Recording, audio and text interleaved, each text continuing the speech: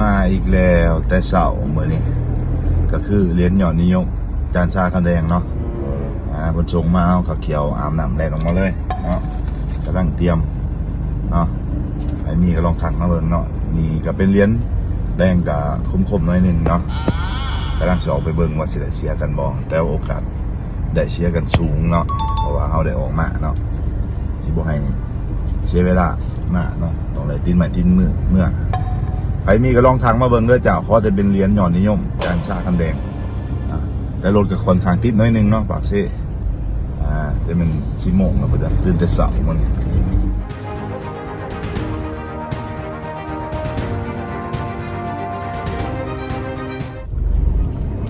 ลอยขี่เข้ามาเลย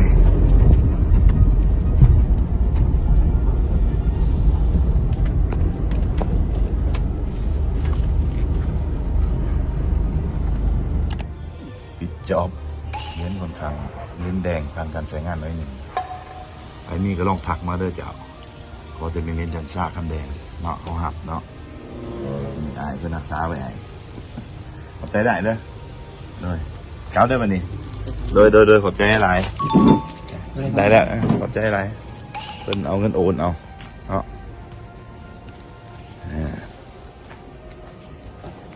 ไอ้มีก็ลองทักมาไปได้เนาะมื้อนี้ตื่นแต่เช้าเนาะที่จริงเหรียญเป็นของอ้ายเพิ่นเนาะเพิ่นฝากน้ำผู้นี้อีกเนาะเอาจอดอยู่หนองทางไปย่างเขามาไปมีก็ลองถักมาว่าจะอยู่ไกลหรืออยู่ไกลเนาะไปได้หมดเป็นปล่อยง่ายสบายมื้อนี้เนาะบ่ได้เที่ยวไกลนี่เนาะไปมีก็ลองส่งมาหาเฮาเนาะบูชาไงขายไงซื้อไงขายไงเนาะยังก็ลองถักมาหาเฮาเนาะจวดแต่เสาแล้วเนาะเพราะจะเป็นเหรียญจานชาคำแดงเนาะเขาเคยบอกแล้วว่าหับบ่มีจำกัดเนาะมี100 เหรียญหับเบิด100 เหรียญก็ได้1,000 เหรียญหับก็ได้ขอแต่เป็นผ้าแท้เนาะนี่จะคล้องมันบูฮูว่าแท้หรือปลอมเนาะตาเฮารับประกันว่าเฮาบอกคนจริงว่าแท้ได้หับเงินแท้เนาะหลาย10 ล้านต่อเหรียญเฮาบอกเลยเนาะสภาพนี้ไม่หลาย10 ล้านเนาะหลาย10 ล้านหรือว่าเป็นเหรียญดำๆหลาย100 ล้านเนาะคันเหรียญดำนี่